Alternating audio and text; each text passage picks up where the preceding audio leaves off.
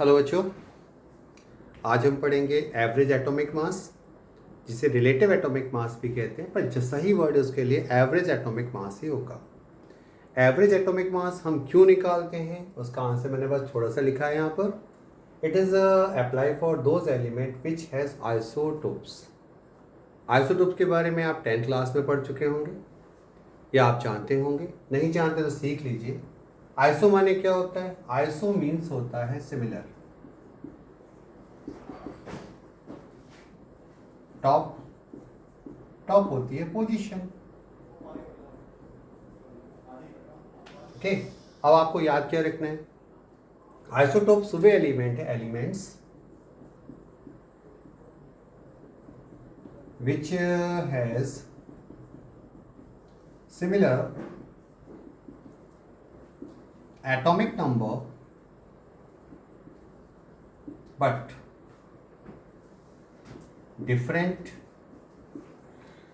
Atomic mass. आप कहोगे definition तो मैंने अलग लिखी है, पर भाई एक बात बताओ, क्या पीरियोडिक टेबल में किसी भी एलिमेंट को एटॉमिक नंबर के बिहाफ पर रखते हैं? तो एटॉमिक नंबर के बिहाफ पर एलिमेंट को एक पीरियोडिक टेबल में प्लेस करते हैं और उनका एटॉमिक नंबर सेम है, तो उनकी पोजीशन कैसी होगी? Same. It means all isotopes has similar position in periodic table.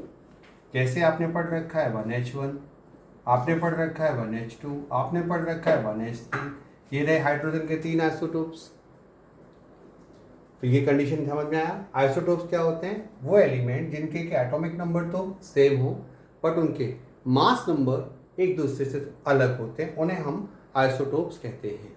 अब इसके बाद हम आगे स्टार्ट करते हैं कि आखिर हमें आइसोटोप्स की आवश्यकता क्यों पड़ी, या हमने डेफिनेशन क्यों लिखी कि एवरेज एटॉमिक मास हम निकालते हैं किसके बिहाफ पर?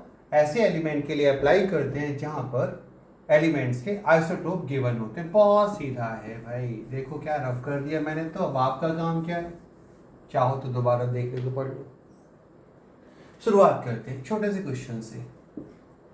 आपको पता है क्लोरीन, जिसका एटॉमिक नंबर 17 होता है और एटॉमिक मास 35.5 आपने पढ़ा होगा। यदि हम आपसे कहते हैं find the number of electron, proton and neutron here, तो इलेक्ट्रॉन प्रोटॉन का नंबर आप 17 बताएंगे, इलेक्ट्रॉन का नंबर आप फिर से 17 बताएंगे और न्यूट्रॉन्स का नंबर आप 18.5 बताएंगे, जो कि पॉसिबल नहीं है। आपको समझाया जा चुका है, पुराने वीडियो में गिवन है कि ऊपर जो लिखा हुआ नंबर है वो एटॉमिक मास है। यदि ये मास नंबर होता तो आसानी से हम सॉल्व कर सकते थे। अब यहाँ पर क्या है? ये 13.5 लिखा है, इसीलिए इस क्वेश्चन को स्टार्ट किया मैंने कि ये सबसे अच्छा एग्जाम्पल होता है शुरुआत कराने के लिए। आप यहाँ न्यूट्रॉन का नंबर नहीं निकाल सकते। ओके, क्यों नहीं निकाल सकते? अभी टॉपिक तो एवरेज चल रहा है हमारा, इसलिए नहीं निकाल सकते कि जो Cl पाया जाता है इट हैज टू आइसोटोप। कौन कौन से? पहला तो Cl का आइसोटोप होता है Cl35 और दूसरा Cl का आइसोटोप होता है Cl37। कुछ पॉइंट्स में होता है, एग्जैक्ट तो मुझे एग्जैक्ट याद नहीं, पर लगभग कुछ पॉइंट्स में है। तो ये 35 के साथ पॉइंट लगा दे तो कंफर्म हो चुका है कि पॉइंट लगाए तो ये मास नंबर तो है नहीं, एटॉमिक मास होगा। अप्रॉक्स लिखा है, एग्जैक्ट फिगर नहीं है, एग्जैक्ट अभी क्वेश्चन के साथ आपको कराऊंगा। अब ये जो Cl35 है, ये जो नेचर में पाया जाता है टोटल Cl के वॉल्यूम का 75% होता है और Cl37 जो होता है वो Cl के वॉल्यूम का मात्र 25% होता है। मतलब जितना एटमॉस्फेयर में क्लोरीन प्रेजेंट है उस क्लोरीन का 75% तो ये वाला आइसोटोप है और उसी क्लोरीन का 25% Cl37 होता है। ओके, यानी एक पार्टिकल का यहाँ पर जो मास है वो कितना हो गया? 37 AMU और इसका कितना हो गया? 35 और 37 AMU हो गया। मुझे एवरेज सिखाना है तो एवरेज में क्या लिया मैंने एक बड़ा सा कंटेनर ले लिया। लीजिए, इसमें Cl को इंट्रोड्यूस कर दिया। लेट 100 Cl एटम्स किस में है, इसमें है। 100 Cl में तो बेटा कुछ Cl कैसे होंगे, ये रहा Cl35, ये रहा Cl35, Cl35, Cl35, ऐसे कितने होंगे, ऐसे होंगे 75। इनका नंबर जो होगा, नंबर ऑफ Cl35, ये कितने होंगे 75। क्यों, पॉइंट माना है, क्या पता है कि जो Cl35 है वो टोटल Cl का 75% होता है। यदि मैंने इस कंटेनर के अंदर Cl के 100 एटम्स लिए हैं तो उसमें से 35 का जो नंबर होगा वो होगा 75। बाकी के रिमेन कौन से हो गए, ये 37 है Cl, ये दूसरा 37 है, ऐसे 37 है। इनका नंबर कितना होगा, नंबर ऑफ Cl 37 AMU वाले, ये भी इनका मास किस में, AMU में है, तो इसका नंबर कितना हो, ये नंबर 25 होगा। सही है ना। अब इस कंटेनर की बात करें, टोटल कितना होगा, तो टोटल मास ऑफ कंटेनर जो होगा that becomes 75 multiply by 35 plus 25 multiply by 37 AMU। क्यों, सामने नजर आ रहा है 35 जो है वो कितने हैं, 75 हैं। Cl37 AMU वाले कितने हैं, वो 25 हैं। तो टोटल मास कितना हो गया, टोटल मास को सॉल्व कीजिए, ये आएगा 3550 AMU। अब हम एवरेज निकाल लें, एवरेज एटॉमिक मास। तो एवरेज एटॉमिक मास निकालते हैं तो एवरेज कैसे फाइंड करते हैं बच्चों, total mass of particle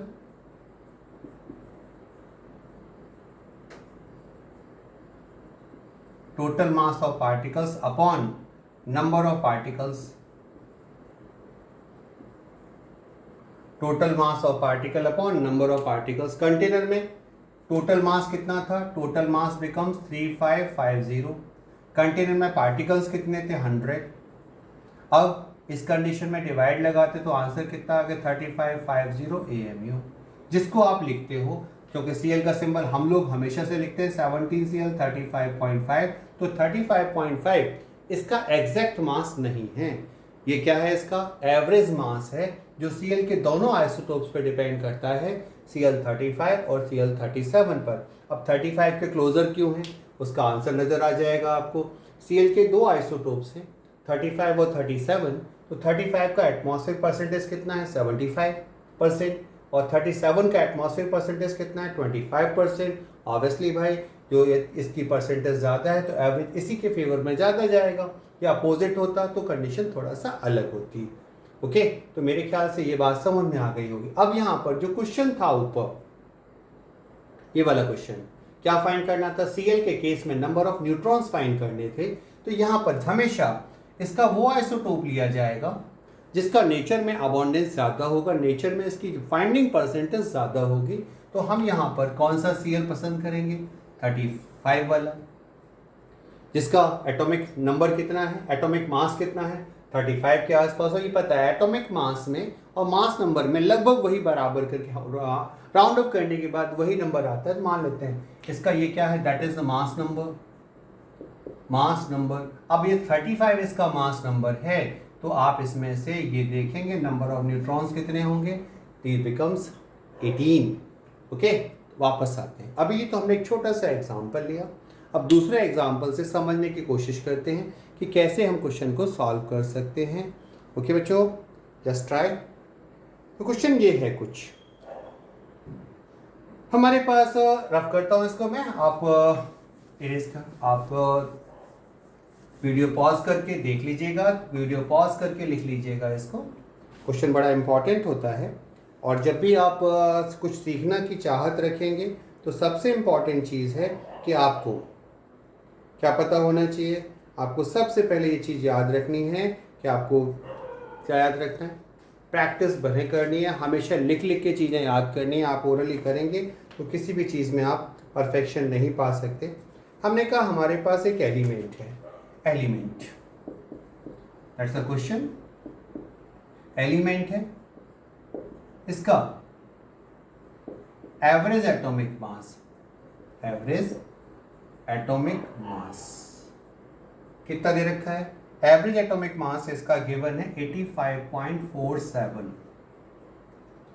it has two isotope, two isotopes हैं, टू आइसोटोप्स, TWO वाला टू भाई, आइसोटोप्स है। कौन कौन से?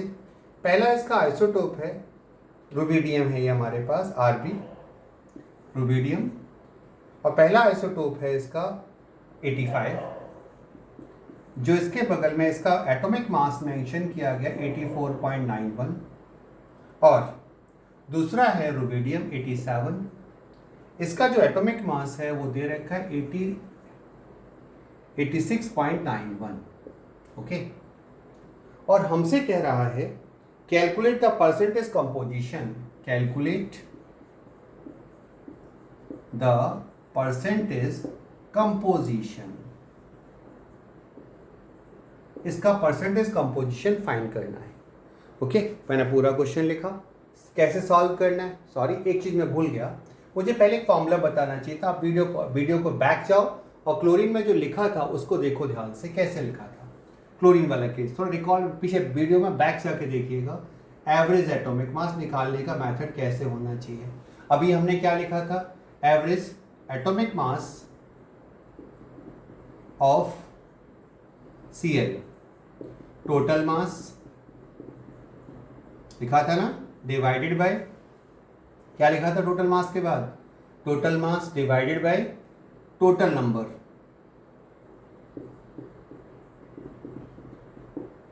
टोटल नंबर कितना था? टोटल नंबर 100 था। टोटल मास कैसे आया था याद करिएगा। तो टोटल मास निकालने के लिए हमने लिखा था 75 multiply by 35 plus 25 multiply by 37। इसको हम फॉर्मुलेट कर लेते हैं, तब उस क्वेश्चन को सॉल्व करेंगे। कैसे? हमने लिखा average atomic mass equals to percentage of first isotope multiply by its molar mass plus percentage of second isotope multiply by उसका molar mass plus dot dot dot, यदि और कुछ भी है तो, और डिवाइड बाय कितना करना है आपको? 100। अब देखिए ध्यान से, जब क्लोरीन वाला क्वेश्चन था उसके हिसाब से क्लोरीन का परसेंटेज 75 था, उसका एटॉमिक मास 35 लिया था हमने। दूसरा परसेंटेज ऑफ सेकेंड आइसोटोप 25% था, एवरेज उसका मास कितना था? 37। और भी है, कंटिन्यूशन में आगे आप रख सकते हैं। और डिवाइड किससे करना है? हमेशा 100 से करना है। ओके, तो इस फॉर्मूले को याद कर लीजिएगा, जनरल फॉर्मूला है, बहुत आसानी से एवरेज एटॉमिक मास यूज करने में, फाइंड करने में आपकी पूरी हेल्प करेगा। आगे आते हैं, देखिए फिर से अब हम करते हैं जो हमारे पास क्वेश्चन है। जैसे मैं आपसे बात कर रहा था, मुझे एवरेज एटॉमिक मास फाइंड करना है, वो भी रुबिडियम का, Rb का, जिसके दो आइसोटोप है 85 और 87। 85 और 87 को आप क्या कहोगे? मास नंबर कहोगे, एटॉमिक मास तो कह नहीं सकते क्योंकि जो होल नंबर में गिवन है ना। उसके साथ में पॉइंट में तुरंत लिखा है पीछे, ये AMU में है और ये भी AMU में है, तो ये क्या हो गए इसके? These are the atomic masses. अब आपके पास आपको क्या फाइंड, और ये क्या दे रखा है इसका? एवरेज एटॉमिक मास किसका है? रुबिडियम का। तो अब यहाँ पर क्या काम करिए, बहुत छोटा सा क्वेश्चन सॉल्व करने का तरीका क्या करें? सबसे पहले रुबिडियम लिख लीजिए, रुबिडियम 85 है, मास कितना है इसका? 94.91। ये क्या है? मास, एटॉमिक मास। दूसरा है Rb जिसका 87 है, एटॉमिक मास कितना है? 86.91। और ऑब्वियसली एटॉमिक मास होते AMU के टर्म में। बस आपको पता क्या नहीं है? इसकी परसेंटेज पता नहीं है। तो परसेंटेज कैसे पता करो यार? एज्यूम कर लो ना। तो परसेंटेज फाइंड करने, इसकी परसेंटेज को x मान लो, तो ये कितना हो जाएगा? That becomes 100 minus x. कितना हो गया ये? 100 माइनस एक्स। अब आपने फॉर्मूला क्या लिखा था? फॉर्मूला लिखा था average atomic mass equals to क्या था बच्चों?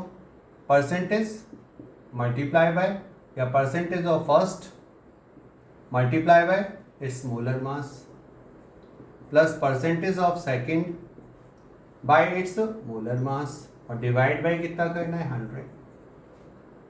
अब एवरेज एटॉमिक मास 84.47 गिवन है, 85.47 गिवन है, परसेंटेज x हो गई, एटॉमिक मास कितना हो गया 84.91 हो गया, प्लस परसेंटेज ऑफ सेकंड कितना है 100 माइनस x है। ओके, मोलर मास कितना है, मोलर मास गिवन है 86 पॉइंट मल्टीप्लाई बाय कितना कर लिया 86.91 और डिवाइड बाय क्या करना है आपको, डिवाइड बाय 100 करना है। अब जैसे डिवाइड बाय 100 करेंगे तो मेरे ख्याल से आप आसानी से यहाँ x की वैल्यू निकाल सकते हैं। x क्या हो जाएगा, क्या हो जाएगा x आ जाएगा इसका परसेंटेज, यानी कि एक की परसेंटेज आ जाएगी। सेम कंडीशन में आप दूसरे की परसेंटेज भी फाइंड कर सकते हैं। ये परसेंटेज किसकी आ गई, परसेंट किसकी आ गई, x कितना था आपका पहले वाला आइसोटोप कौन सा वाला RB 85 और दूसरा RB 100। x की वैल्यू निकाल लीजिए, मैं निकाल ले रहा, कैलकुलेशन आप करिएगा। 87 ये कितना होगा 100 माइनस x, तो आप 100 में से x की वैल्यू फाइंड कर लीजिएगा। ये आसानी से आप सॉल्व कर सकते हैं। चलिए एक क्वेश्चन और कर लेते हैं, आसान सा ही है। हमने कहा हमारे पास क्वेश्चन क्या दिया हमने कहा कॉपर का एवरेज एटॉमिक मास, एवरेज एटॉमिक मास कितना होता है, कितना है 63.5 ये दे रखा है। इट हैज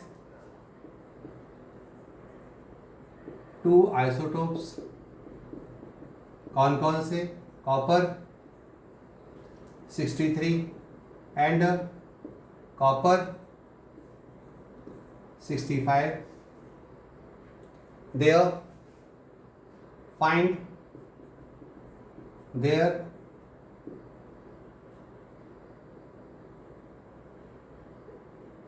देयर क्या कंपोजिशन, फिर से कंपोजिशन के बारे में आ गई।